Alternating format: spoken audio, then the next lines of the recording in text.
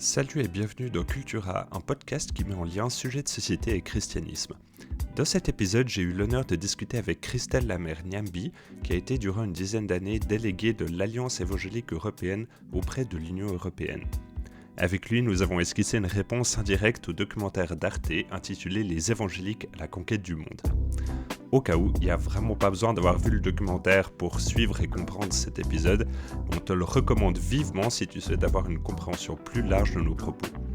Et concernant spécifiquement les thèmes abordés dans la discussion qui suit, je te renvoie aussi à celui que nous avons fait avec Ruben Vignette qui s'appelle « Pourquoi sommes-nous divisés par les questions politiques et religieuses ?»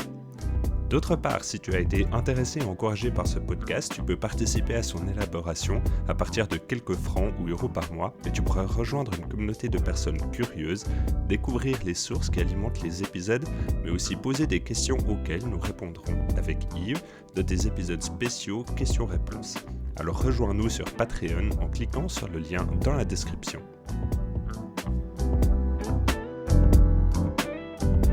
Je m'appelle Christelle, c'est vraiment mon prénom, c'est pas un pseudonyme féminin que je me suis inventé, non, c'est vraiment mon prénom. Je suis un Belge d'origine camerounaise, j'habite pour le moment en Allemagne avec ma femme et mon petit bébé qui est né il y a quelques mois. Je suis politologue de formation, c'est-à-dire que j'ai étudié les sciences politiques avec une concentration sur les affaires européennes, les études de développement, donc politologue internationaliste, donc affaires internationales. J'ai terminé mes études, oh là là, c'est presque 20 ans, et j'ai travaillé à Bruxelles euh, auprès des institutions européennes, donc dans les affaires européennes, pour une association protestante évangélique internationale qui s'appelle l'Alliance évangélique européenne, qui est la plus grande, la plus vieille structure interdénominationnelle chrétienne qui existe, qui a été fondée au milieu du 19e siècle.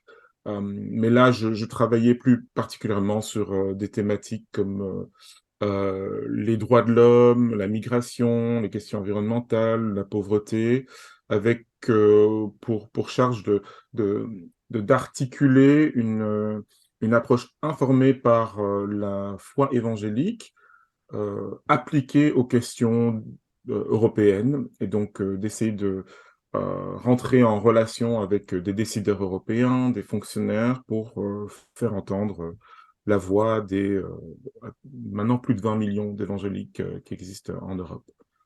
Et donc, tu Donc avais quand voilà. même une certaine pression sur toi, genre tu devais être le représentant de ces 20 millions de personnes auprès Ouais, de certaines autorités. ouais, Est-ce qu'on peut dire que c'était un genre de lobbyisme de valeurs chrétiennes? on peut dire ça. Maintenant, je sais que ce mot est chargé et peut très facilement être mal compris. Ouais. D'autant plus que le lobbying c'est un terme, déjà c'est un mot anglais, donc il est plus difficile à comprendre. Euh, Ça vient des États-Unis et comment dire, la culture du lobbying aux États-Unis est un peu différente de celle de l'Europe. Alors, en lien avec l'Union européenne, plus spécifiquement, on a tendance à parler de représentation d'intérêt plutôt que de lobbying. Et c'est gouverné par tout un système de transparence, c'est-à-dire on peut pas normalement effectuer ce travail sans le déclarer publiquement, sans dire quand on rencontre des officiels, à quelle fréquence, et normalement, des gens qui font des enquêtes peuvent retrouver pourquoi. Et puis, il faut savoir aussi que dans l'Union européenne, bon, l'Union européenne, c'est un amalgame de 27 pays et qui sont gouvernés par des traités. Et parmi les traités fondamentaux de l'Union européenne, il y a ce qu'on appelle le traité de Lisbonne, et ce traité a un article spécifique qui parle du rôle des mouvements confessionnels, des églises et des mouvements non confessionnels, donc plutôt, on dirait, laïques, euh, dans leur relation avec l'Union européenne. Parce que l'idée, c'est qu'il y a, on fait partie de la société civile, et donc, comme n'importe quel autre mouvement de citoyens, les croyants ont le droit de faire entendre leur parole. Mais à titre personnel, c'est vrai que c'était assez, surtout les premières années, c'était un peu lunaire pour moi de me dire, waouh, je représente 20 millions de personnes, personne m'a élu, moi je suis juste analyste en politique. J'étais passionné par ce que je faisais, mais c'était aussi un apprentissage de savoir pour qui je le faisais, parce que j'ai un petit peu appris, euh, oui, partiellement par mon travail, c'est qui les évangéliques. Et donc c'était un peu Hmm. un défi, une découverte, mais une joie, je dois dire, pour moi. Excellent. Et du coup, aujourd'hui, avec toi, on va parler des évangéliques à la conquête du monde. Donc, en tant qu'analyste politique et que confessant chrétien, tu es à la rencontre du thème de ce documentaire. Hmm. Et du coup, pour moi, c'était important de faire cet épisode euh, et que les personnes n'aient pas nécessairement vu les 3 heures de documentaire que Arte a produit par rapport à ça. Du Ouais. coup, je vais très brièvement le résumer. Et puis ensuite, on va réagir un petit peu par rapport à ces questions de nationalisme, de pouvoir. Et voilà, du coup, je me réjouis d'entendre tes réactions par rapport à ça. Donc, rapidement, pour résumer l'épisode, euh, les documentaires, en fait, les 3 épisodes. Donc, ça commence avec la figure de Billy Graham, qui était un grand évangéliste américain. On peut même peut-être dire le premier grand tel évangéliste du XXe siècle. Et puis ensuite, ils suivent avec quelques anecdotes très américaines, que ce soit l'interview de certains créationnistes, etc. Et puis, il y a quelques passages entre l'alliance malsaine, entre l'évangile de prospérité et puis certains groupes de pouvoir, et du coup, on va dire la connivence politique et religieuse aux États-Unis durant les années 70-80. Il y a aussi l'apparition de la figure forte de Francis Schaeffer et ensuite de son fils qui a fait une campagne anti-avortement. Et tout ça, c'est expliqué avec, si on veut, le retour en arrière de son fils sur certaines convictions vis-à-vis de ça. Et puis, il y a, durant les années 80, notamment sous Reagan, ils décrivent plusieurs éléments de couplage, si on veut, entre politique républicaine et puis évangélique américain. Et on arrive sur la politique actuelle avec l'apparition de Trump et puis certaines politiques pro-israéliennes qui seraient motivées par la Bible et plusieurs éléments issus de la culture évangélique. Et puis ensuite, on arrive sur des questions morales plus contemporaines, que ce soit autour de BLM, de la politique autour de l'homosexualité, de l'avortement, voire de l'euthanasie. Donc, vraiment, c'est relativement américano-centré. On parle un petit peu de l'Amérique du Sud avec Bolsonaro. On parle un petit peu de l'Europe aussi avec certaines personnalités fortes comme Viktor Orban en Hongrie, ou il me semble aussi Éric Zemmour en France, etc. Oui. Donc, plusieurs personnalités qui se revendiquent chrétiennes et très proches du pouvoir, voire en position de pouvoir. Mais il faut quand même dire que dans le documentaire, il y a plusieurs fois des interviews d'évangéliques qui se retrouvent pas derrière ces figures d'autorité ou de pouvoir ou de politique et qui remettent en question sérieusement certaines dérives et qui dénoncent un manque de discernement, notamment par rapport à l'interprétation des textes bibliques. Et du coup, il y a quand même une certaine profondeur qui est donnée par rapport à ça. Et moi, j'avais eu plusieurs réactions tellement de curiosité, aussi de mélange peut-être des fois de malaise, en même temps un besoin d'autocritique et des fois j'avais presque envie de dire, mais non, vous n'avez pas compris euh, ce que la Bible dit ou comme ça. Et je me demandais, toi, Christelle, tu as aussi passé 3 heures hier soir à regarder ces documentaires. Quelles ont été tes réactions pendant ce moment? Ouais, c'était une expérience parce que je veux dire, j'avais oublié qu'il était en 3 épisodes, donc j'ai regardé le premier épisode. Je me dis, oh, c'est intéressant. J'étais avec ma femme en train de le regarder. Puis j'ai réalisé que c'était que le premier épisode d'une trilogie. Donc, je me suis tapé les trois. J'ai un peu binge-watché le truc. J'ai été dormir plus tard que ce que je pensais. Non, c'est vraiment un documentaire intéressant. Alors, il est bien fait, il est bien réalisé hein, sur le plan juste de la réalisation. Il y a beaucoup de contenu documentaire, c'est-à-dire qu'il y a beaucoup d'interviews de personnes différentes. On sent franchement que il est réalisé par des gens qui ont recherché des choses, qui ont été interviewées des bonnes personnes, donc des témoins et acteurs du croisement entre politique et religion, et qui sont évangéliques, surtout des Américains, mais aussi des Brésiliens, des Africains, des Européens, des Coréens même, et aussi des spécialistes, donc ce qu'on fait normalement dans un documentaire, c'est-à-dire qu'on interviewe des gens qui prennent plus un recul académique, critique. Et puis, moi, ce que j'apprécie, malgré le titre qui est un peu alors, racoleur, c'est un peu extrême de dire ça comme ça, mais quand même un peu sensationnaliste, hein, les évangéliques à la conquête du monde, comme si c'était une grande armée. Bon, c'est exagéré.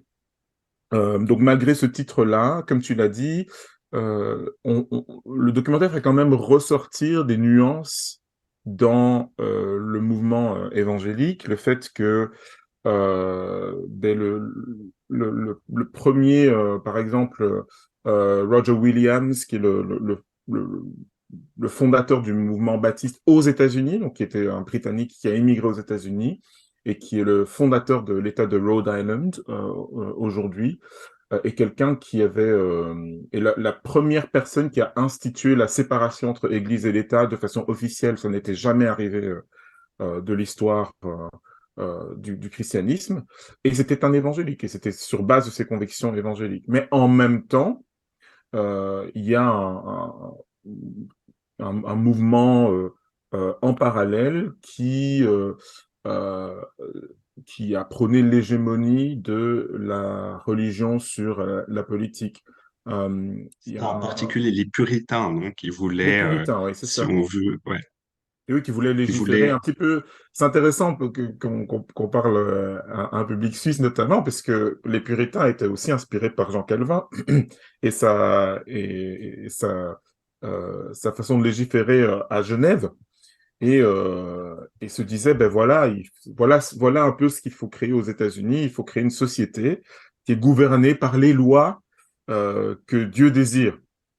Et, euh, et ça a toujours créé une tension au sein du protestantisme évangélique, même si il faut dire que euh, donc Roger Williams, c'était plutôt le 18e siècle, et enfin, je veux dire, le baptisme et le protestantisme évangélique ont grandi à cette période-là, et c'est la tendance j'allais dire séparatiste, mais laïque, en fait, hein, qui a voulu une séparation entre Église et État, qui a gagné, entre guillemets, aux États-Unis. Ça a été en même temps que l'indépendance américaine. On a voulu, sur le principe de liberté de conscience et liberté religieuse, dire qu'il fallait une distinction. Certains politiciens américains ont parlé de mur de séparation entre l'Église et l'État, parce que l'idée fondamentale, c'est qu'il faut que l'Église et les chrétiens soient protégés d'une influence politique qui soit néfaste, en fait, et qui les écarte de leur appel chrétien, en fait. Et donc la séparation entre Église et l'État, c'est plus pour protéger les chrétiens, en fait, protéger l'Église d'une dérive. Euh, bon, personnellement, moi, je souscris à ce type de vision. et je dirais, dans un sens, ça va presque un peu au-delà. On va en parler peut-être plus vers la fin du terme vraiment de laïcité et peut-être d'où ça vient. Mais il y a aussi une notion profondément biblique là derrière, avec cette idée de protéger l'Église de l'État et du pouvoir dans un sens. Peut-être une notion sur laquelle ce serait intéressant de revenir, qui est souvent utilisée dans le documentaire, qui est en réalité aussi souvent utilisée juste dans les débats publics, dans les opinions de manière générale, dans les nouvelles, c'est le terme de nationalisme. Mm, Et il y a cette idée de on est une nation qui avons certaines valeurs et il faut absolument préserver ces valeurs ou dans le risque d'un effondrement. Mais le nationalisme, il est plus vieux que ça, il date pas des 10 dernières années. Et Est-ce que, en tant que politologue, tu arriverais à donner une définition du nationalisme? D'où est-ce que vient ce terme? Voilà, ok. Comment résumer en 2 minutes des bibliothèques entières qui ont été rédigées sur cette thématique? Euh, bon, je peux essayer en tout cas d'évoquer ou d'approcher une définition de ce que c'est. Alors, dans le documentaire, on parle de nationalisme chrétien, et c'est un véritable mouvement qui existe et qui est particulièrement actif aux États-Unis pour le moment. Mais le nationalisme en soi est un mouvement d'idées qui s'est vraiment développé au 19e siècle. Alors, si on se replonge au 19e siècle, il faut réaliser que en Europe, euh, on a une tradition multiséculaire. Donc depuis plusieurs siècles, en fait, l'identité des communautés euh, et des villes et des pays est rattachée à des têtes couronnées ou à des empires. L'Empire ottoman, l'Empire britannique, euh, le Saint-Empire germanique, euh, et puis le peuple se rattache voilà, à son autorité royale. Ce qui se passe notamment avec la Révolution française, c'est que on commence à voir les choses différemment et on se dit non, mais la souveraineté du peuple, euh, c'est la nation qui l'exerce. Ou pour le dire autrement, la souveraineté s'exerce uniquement par la nation, par le peuple. C'est pas la tête couronnée, c'est pas le roi, la reine ou l'empereur qui détient cette souveraineté, ce sont les gens.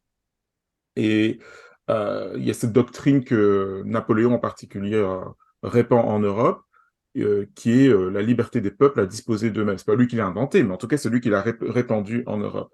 Et donc, pendant le 19e siècle, dans diverses contrées européennes, se répand très fort l'idée que euh, c'est nécessaire d'avoir une forme d'attachement à ce qu'on appelle la nation. Le mot nation vient d'un mot latin qui veut dire naître, N-A-I-T-R-E. Et donc, on est rattaché, quelque part, connecté au sol ou connecté à une constitution avec une langue, avec des frontières fixes, avec des institutions qui représentent l'essence de qui nous sommes de façon collective. Alors ça, c'est la nation. Mais le nationalisme dit que cet attachement à la nation, euh, il est supérieur à tout. Et c'est celui qui doit guider toute la politique de la collectivité. Et il commande nos sentiments, il commande notre loyauté, et il commande en fait tout ce que la nation doit faire. Qu'il s'agisse de l'économie, qu'il s'agisse de la culture, qu'il s'agisse du marché de l'emploi, qu'il s'agisse des traditions, qu'il s'agisse de l'éducation, tout doit être articulé pour que le peuple soit fidèle et se rallie autour de cette notion de nation.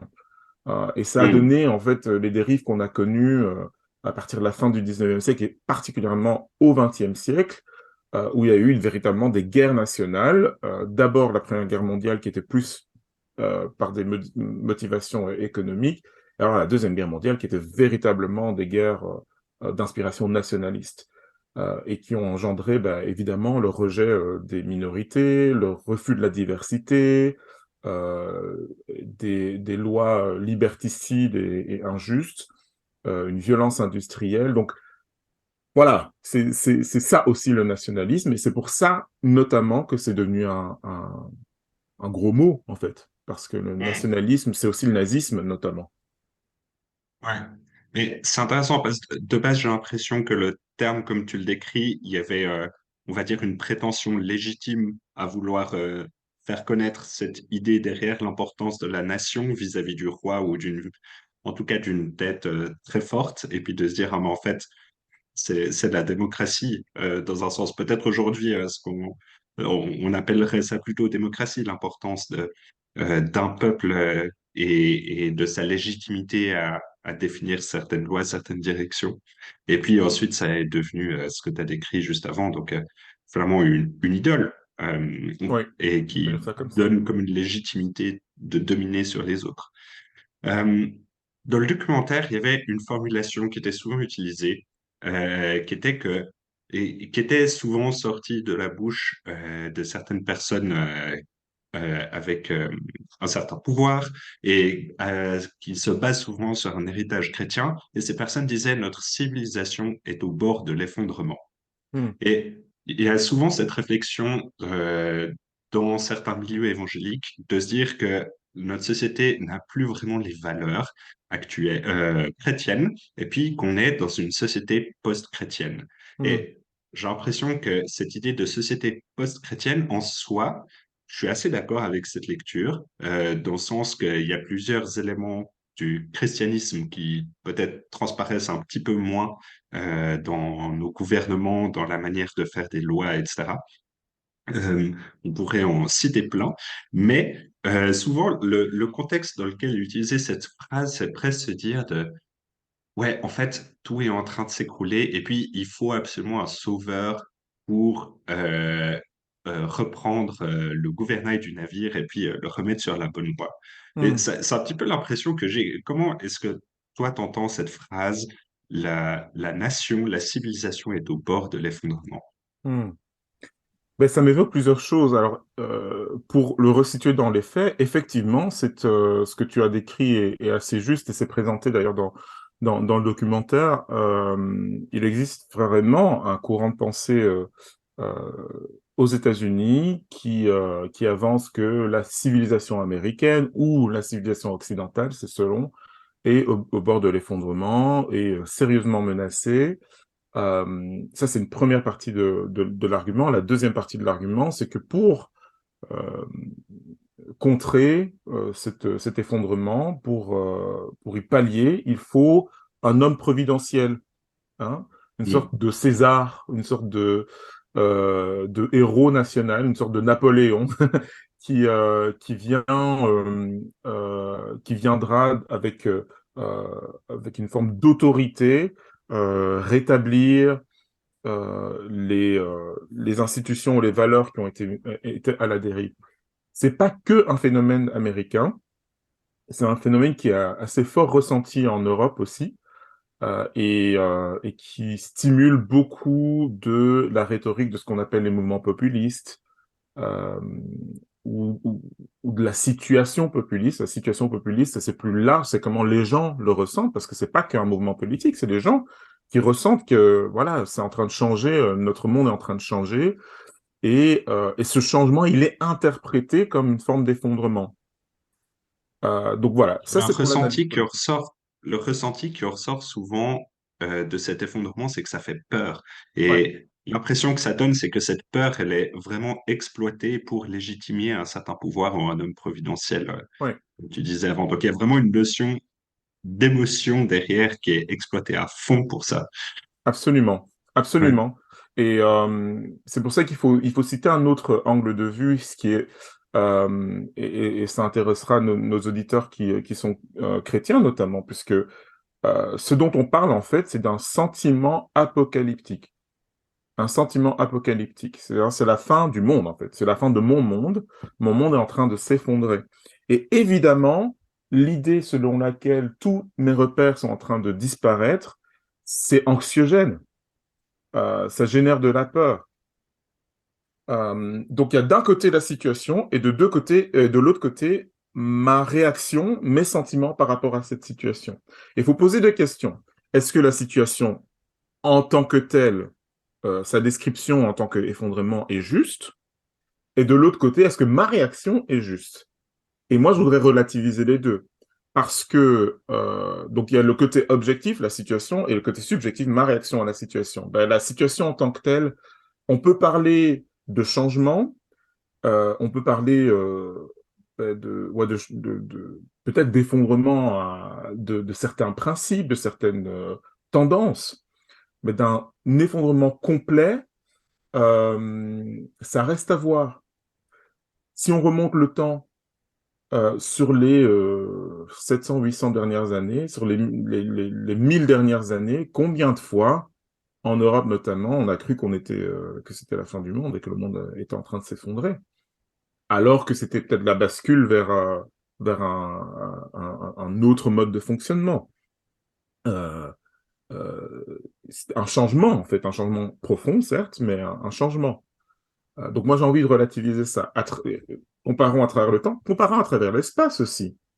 Euh, Genre en Amérique latine, en Afrique, en Asie, dans le monde majoritaire, on n'a pas forcément l'impression que le monde s'effondre. Que du contraire, on a l'impression que le monde se développe, les choses s'améliorent. Donc, vous voyez, si on prend du recul et qu'on regarde les époques ou les espaces, ben, la perspective, elle change. Et alors, on se rend compte que cette description de l'effondrement, c'est une description d'une réalité qui est en train de se jouer plutôt dans les pays occidentaux d'héritage chrétien. Vous voyez, là, ça change déjà l'analyse. Et de l'autre côté, par rapport à ma réaction, euh, tu l'as dit, l'anxiété, la peur, c'est une première réaction qu'on peut avoir, qui est en partie justifiée. C'est normal quand on perd ses repères de paniquer et d'avoir peur.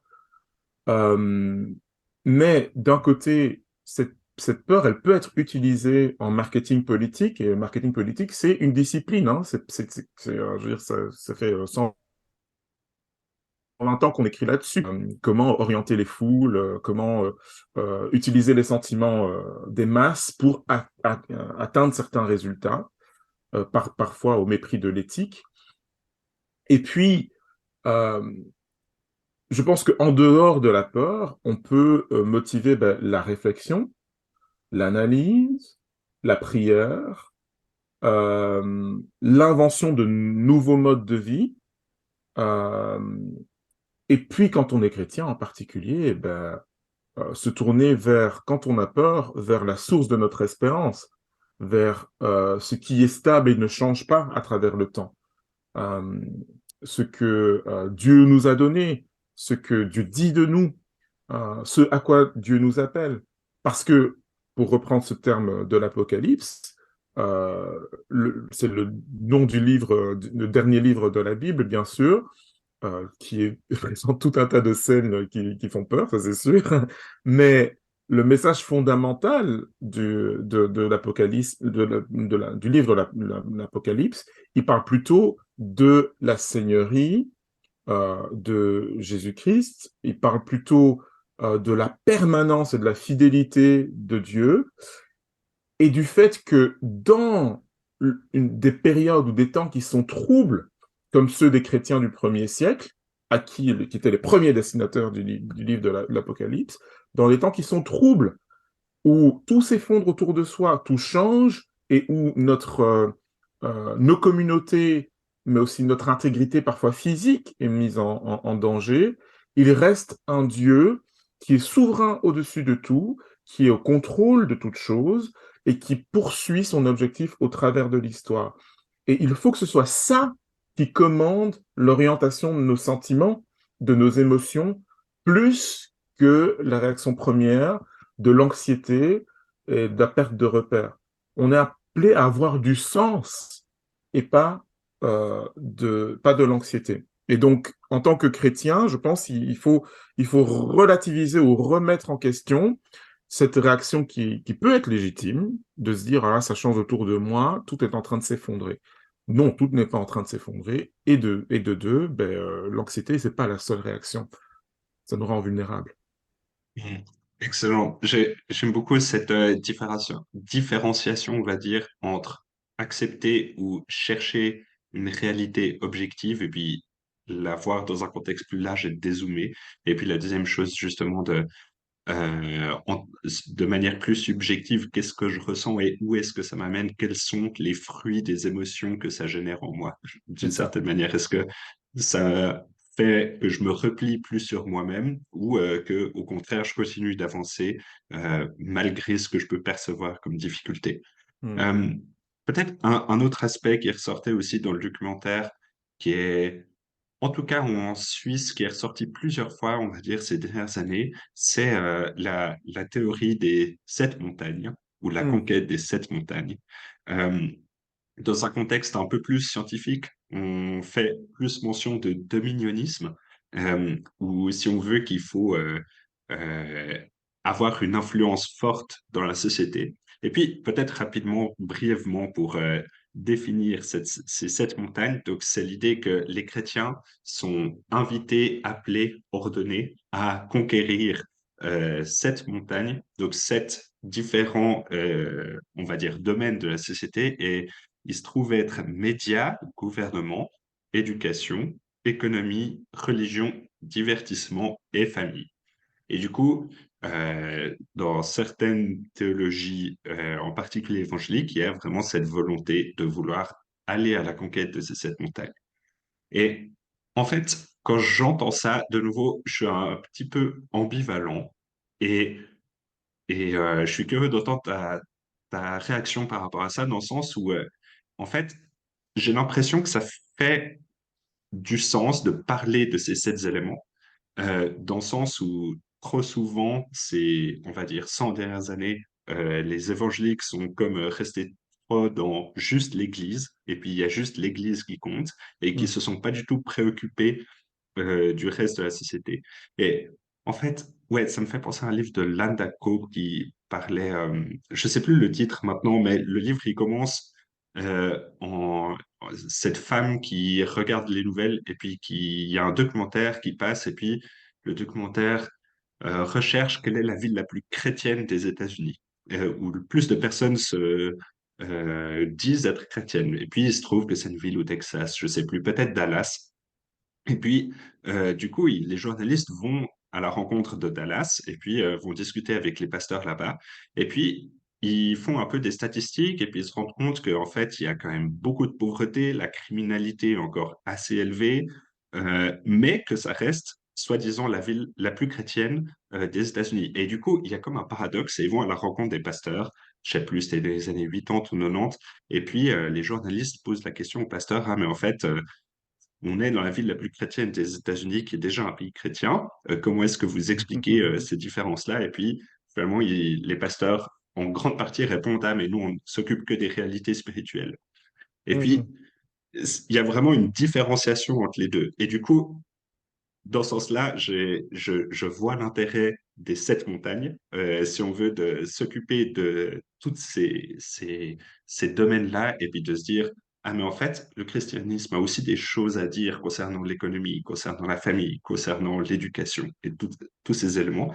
Mais en même temps, la manière dont c'est utilisé par certains mouvements, il y a vraiment cette idée de nouveau de conquête et puis de chercher à imposer une certaine vision du monde plutôt qu'à servir ces domaines-là. Comment est-ce que tu vois ça? Est-ce que tu es familier avec ce concept de cette montagne? Je ne sais pas. Ben écoute, oui, j'en ai entendu parler. Moi, j'ai pas grandi avec ce concept ou cette façon de penser. J'ai un petit peu découvert ça plus tard. Et le documentaire d'Arte mentionne cette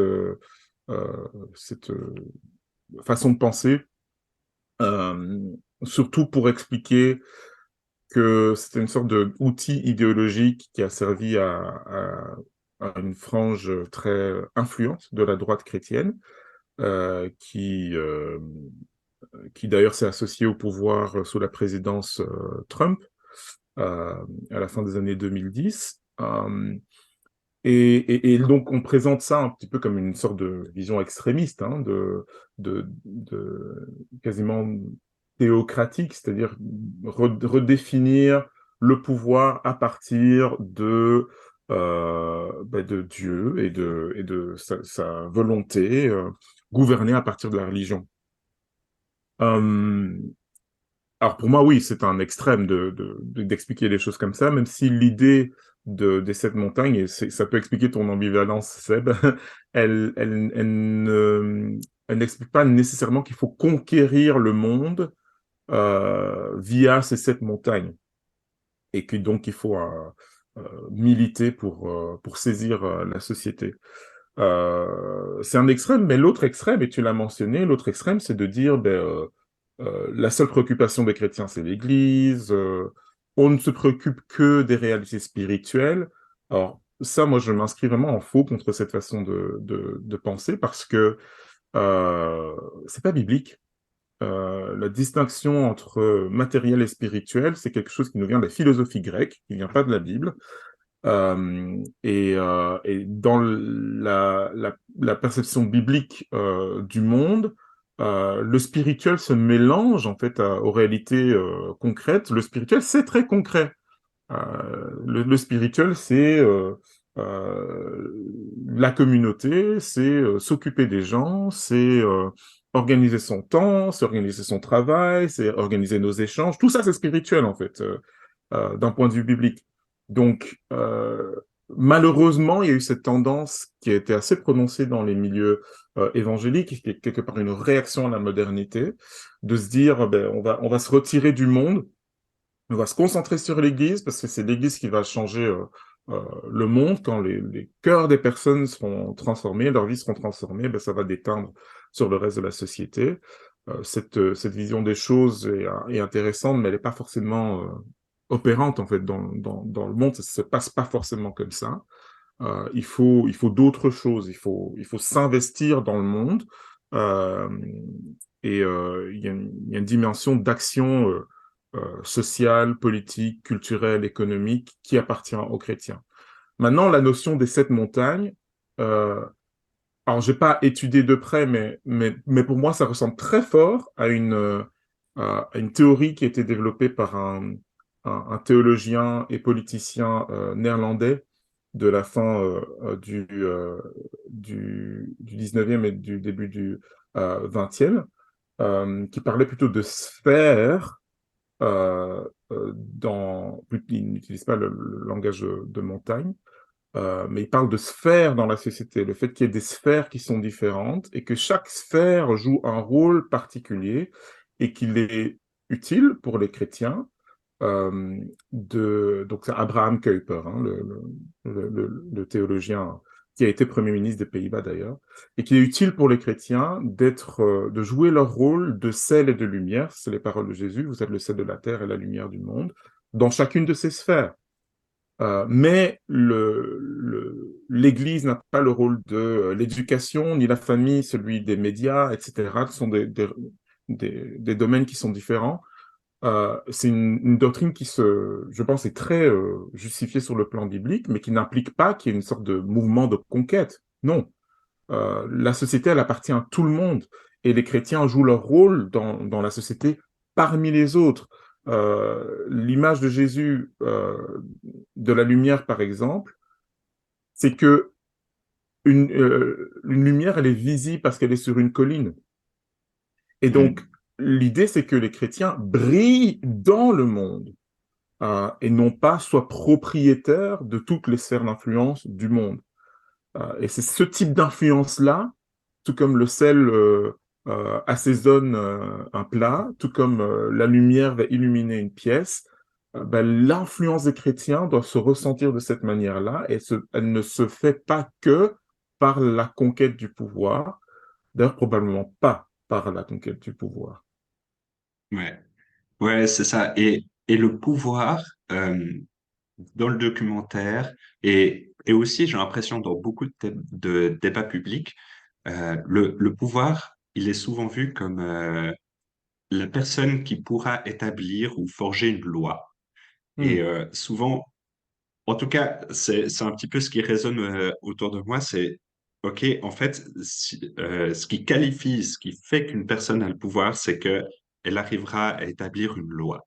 Et je me demandais, est-ce que tu as l'impression que dans certains milieux, il y a comme une relation un petit peu faussée par rapport à la loi, dans le sens où il y a une nécessité de la loi, il y a le besoin de créer un ciment social, il y a le besoin de faire en sorte que la société puisse vivre ensemble et puis pas que chacun vive individuellement de son côté. Mais la loi est là comme, si on veut dire, un élément d'un ciment social. Hmm. Et pourtant, il y a cette vision où des fois, si les chrétiens arrivaient eux-mêmes à définir les lois, alors la société serait meilleure, alors on aurait vraiment une nation chrétienne. Et Comment est-ce que tu gères, comment est-ce que tu vois cette ambivalence-là Mm. des valeurs ou des chrétiens vis-à-vis des lois des pays? Oui, c'est compliqué parce que, en fait, il y a deux choses qui sont vraies en même temps. La première, c'est que c'est vrai que c'est opportun et que c'est bien pour les chrétiennes et les chrétiens qui ont cet appel et cette mission d'exercer leur rôle en termes de euh, influence sur les décisions politiques et la définition des lois, en étant élus, puisque on parle de système démocratique. C'est bien si vous êtes chrétien de vous impliquer dans le plaidoyer politique, l'exercice de la politique, chercher à être élu pour influencer les lois. Euh, et je reviendrai tout à l'heure au pourquoi. Mais la deuxième chose qui est vraie en même temps, c'est que euh, pour moi, c'est très difficile bibliquement, et quand je dis bibliquement, je veux dire si on prend l'ensemble du texte biblique, d'argumenter que nos dirigeants doivent nécessairement être chrétiens. Je pense pas, en fait. Le Nouveau Testament certainement ne suppose pas que les dirigeants sont chrétiens. Il faut voir ce que le Nouveau Testament écrit par rapport au lien entre Église et politique, entre la communauté chrétienne et les dirigeants politiques. Souvent, le Nouveau Testament suppose d'ailleurs qu'il y a une sorte de polarisation, de distance, euh, même si les chrétiens doivent prier et soutenir les personnes qui gouvernent. Donc les deux choses sont vraies en même temps. C'est bien et c'est justifié que des chrétiens accèdent au pouvoir, et en même temps, nos dirigeants ne doivent pas nécessairement être chrétiens. J'en viens à mon troisième point, qui est le fait que, bibliquement, la vocation, j'évoquais la théorie des sphères de souveraineté qui a donné la théorie des sept montagnes, la vocation unique de l'État, euh, selon une doctrine biblique, c'est que l'État est une communauté qui reçoit de Dieu la mission d'exercer la justice publique. Et donc, cette communauté qu'on appelle l'État, par des institutions, par des lois, par des règlements et par comment dire, le fait de faire respecter ces règlements, exerce la justice publique. On peut lire l'Épître aux Romains, chapitre 13 en particulier, qui est derrière cette idée, même s'il y a d'autres passages bibliques. Euh, et donc, ce qu'on attend principalement de la loi, c'est que la loi rende justice. Et non pas que la loi reflète ma religion chrétienne. Même si la justice, on la définit dans doctrine chrétienne selon des catégories chrétiennes, bien entendu. Mais il ne s'agit pas de légiférer la religion, ni de légiférer ce que les catholiques appellent les vertus théologales, c'est-à-dire le fait que le peuple entier doit se comporter, doit orienter son comportement vers Dieu. Parce que pour ça, il faut être né de nouveau, il faut avoir l'Esprit Saint, et il faudrait que le peuple et la nation soient l'Église. Non, il y a une différence entre le peuple, entre la nation d'un pays, et puis l'Église. Et c'est essentiel de comprendre cette distinction-là. C'est pas possible de confondre les deux. Sinon, c'est une violation d'un principe biblique. Excellent. Et justement, tu parles de distinction. Et peut-être pour en arriver gentiment vers une conclusion substantielle, euh, tu parles de distinction et aujourd'hui, on appelle souvent cette distinction laïcité. Et dans Hmm. ce sens-là, dans le documentaire, plusieurs fois, ils font référence, comme on disait au début de l'épisode, aux baptistes qui militaient pour une distinction entre le pouvoir chrétien, enfin entre l'Église et le pouvoir politique plutôt. Et est-ce qu'on peut dire justement que c'est chrétien comme volonté, cette distinction entre pouvoir politique et Église, et d'où est-ce que ça vient? Et est-ce que c'est dans l'enseignement de Jésus qui dit rendez à César ce qui est à César et à Dieu ce qui est à Dieu? enfin, comment est-ce que ça s'est déroulé historiquement par rapport à ça? Mhm. Oui, on peut le rattacher à cette citation de Jésus, hein, rendez à César ce qui revient à César et à Dieu ce qui revient à Dieu. Sachant, j'aime bien quand même rappeler que euh, l'argument principal de, de Jésus quand il dit ça, c'est pas vraiment une théorie qui est politique en soi, c'est de rappeler ce qui est à Dieu. Et il fait ça en tenant un denier qui a l'image de César dans sa main, et en disant rendez à César ce qui est à César, parce qu'il y a l'image de César sur ce denier pour payer vos impôts, et à Dieu ce qui est à Dieu. Ben Jésus, en fait, pose quelque part une question, c'est-à-dire où est l'image de Dieu? Qu'est-ce qui appartient à Dieu? Ah ben c'est l'être humain. C'est l'être humain tout entier. Et c'est là quelle est Mm. la distinction. C'est-à-dire que notre existence, elle est due au fait que nous sommes créés et aimés euh, par un Dieu et que notre allégeance va à lui. C'est Jésus qui révèle qui est ce Dieu et c'est seulement en se consacrant à qui nous sommes et à notre existence telle que Dieu l'a définie qu'on trouve véritablement le sens de notre existence. Pas en donnant à César ce qui est à César nécessairement. C'est-à-dire, ça ne se résume pas à ça. Et donc, c'est une distinction euh, qui, euh, euh, qui, qui est posée, en fait, par le message biblique, qui a fait qu'au fil de l'histoire, depuis le début, il y a toujours eu un peu une querelle, une brouille entre qui détient véritablement le pouvoir quand on est chrétien. Est-ce que c'est le chef de l'Église ou est-ce que c'est le chef de l'État? Et est-ce que le chef de l'État et de l'Église peut être la même personne? Ou Et alors ce c'est deux débat, personnes il est différentes? vachement vieux.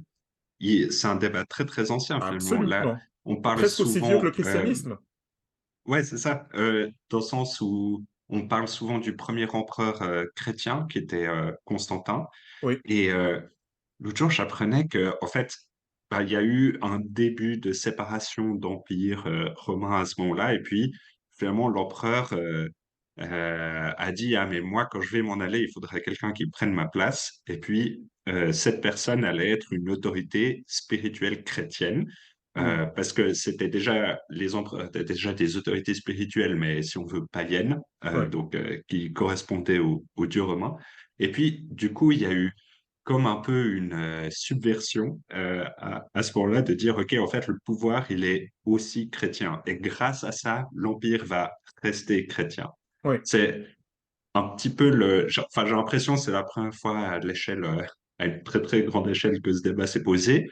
Et dans ce sens-là, les chrétiens ne sont jamais totalement sortis. Ah non, mais bien Genre, sûr. le débat reste toujours le même. Bien sûr, bien sûr. La tentation du pouvoir est toujours là. Et depuis le départ, il y a toujours eu des chrétiens pour critiquer ce type d'approche. Euh, à l'époque Mm. de l'Empire romain, ils étaient surtout en Afrique du Nord. Ils disaient non, merci, mais non, merci. On veut bien avoir Constantin comme empereur parce qu'il est gentil, il nous aime bien. Mais l'Église reste l'Église et elle n'appartient pas à César, n'appartient pas à l'empereur. Et ce débat, il s'est joué au fil des siècles. Tantôt la bascule a été du côté du mélange entre politique et religion, hein. Le roi était roi de droit divin et donc il était couronné par l'archevêque, où le roi est devenu le chef de l'Église, ou alors le défenseur des chrétiens, par exemple le roi d'Angleterre actuellement a officiellement comme titre défenseur de la foi, en fait maintenant défenseur des confessions au pluriel.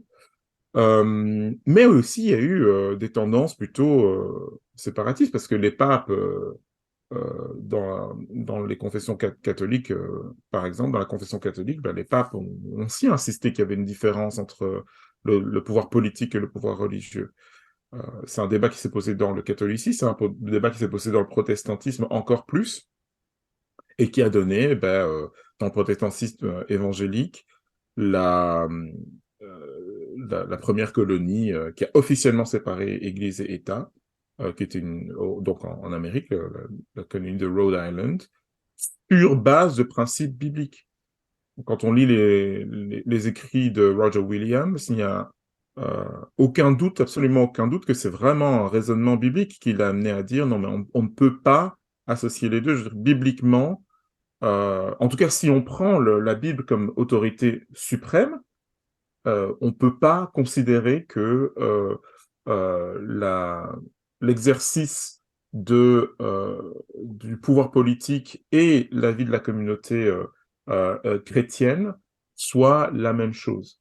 Et donc, dans ce sens-là, on peut dire que la laïcité est une invention chrétienne, c'est-à-dire qu'au fil de l'histoire, on ne connaît pas véritablement de, euh, de raisonnement aussi fort qui sépare le sacré du profane et disent que le profane a sa structure d'autorité, qu'elle s'exerce sur une communauté politique, et que le sacré a sa structure d'autorité qui n'est pas celle de l'État. Un peu partout dans toutes les civilisations, les chefs politiques sont aussi des chefs spirituels ou symboliques. Euh, et le christianisme a apporté, et c'est quelque chose qui vient du judaïsme, hein, c'est la distinction, même dans l'Ancien Testament, on voit ça, la distinction entre le roi d'un côté et le prophète de l'autre, et le prêtre encore, euh, que ce sont des fonctions quelque part qui ne peuvent pas être mélangées.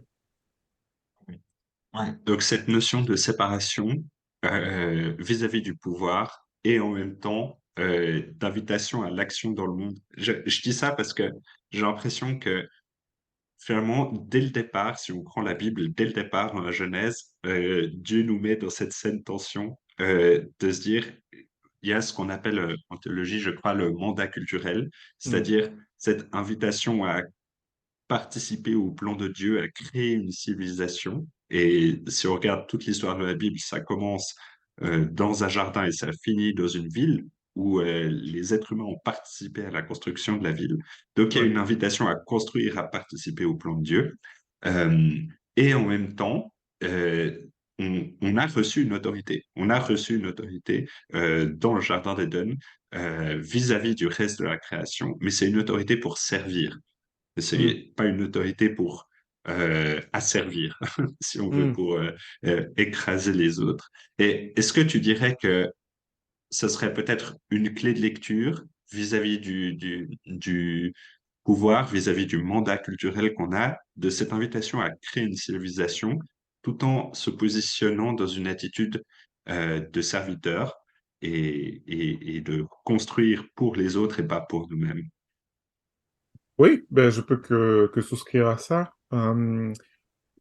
Le mandat culturel, cet appel de Dieu à participer à la civilisation, de participer au développement de nos communautés euh,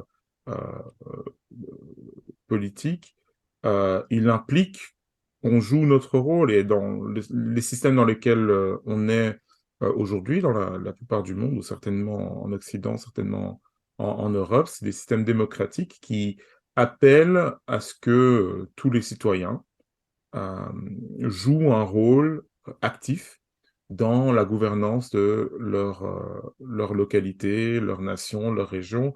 Vous êtes très sensibilisé à ça en Suisse avec toutes les votations que vous avez de façon régulière. Euh, c'est pas juste une invention, euh, c'est un principe qui correspond à un appel biblique. Et cet appel, il va plus loin pour certaines personnes qui sont appelées à gouverner, comme je le disais tout à l'heure, à plaider pour des causes justes, à rendre possible l'épanouissement des autres, Et effectivement, c'est une forme de service, c'est-à-dire que l'autorité, et c'est une notion qui est véritablement biblique, l'autorité, elle est vue comme une forme de service. Le roi de l'univers, le Christ lui-même, dit qu'il vient pour servir et non pour être servi. C'est ça l'image de l'autorité suprême que nous connaissons. Euh, Dieu est présenté comme le berger d'Israël. Le berger, c'est celui qui guide, c'est celui qui a l'autorité, c'est celui qui donne la direction, c'est celui qui décide comment vont les choses, mais il le fait pour le bien de ses brebis. Il le fait parce qu'il est au service du bien-être de ses brebis. Et donc, c'est comme ça qu'il faut voir le pouvoir et l'autorité. C'est pas quelque chose, c'est pas un gros mot. Ça fait partie de la structure de l'univers, ça fait partie de ce que Dieu désire, et Dieu invite les chrétiens à y jouer un rôle, mais ce n'est que pour servir et servir la volonté de Dieu. Mhm. Excellent, merci. Je trouve que ça fait une excellente conclusion Mhm. de se dire que Dieu nous donne une autorité pour servir et il nous sert, lui, et nous sommes invités à servir à notre tour. Merci Christelle pour ta pertinence, pour tes mots, pour tes réflexions. Et je tiens aussi à souligner l'autre travail que tu fais parce que tu n'es pas juste politologue, tu as aussi une excellente organisation qui s'appelle Imago Dei.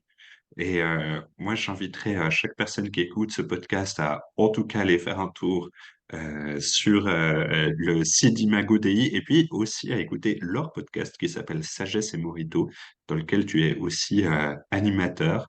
Et en tout cas, tu participes activement à ça. Donc Ouais. vraiment, il y a plein de réflexions très riches et très encourageantes sur plusieurs sujets de société plus ou moins complémentaires à ce qu'on aborde dans Cultura. Merci Christelle. Et puis, ben, je me réjouis qu'on se revoie autour d'un verre peut-être à Genève. Et puis, à bientôt. Ben oui, à bientôt pour un mojito, j'espère. Yes. Et Ciao. merci aux auditrices et aux auditeurs.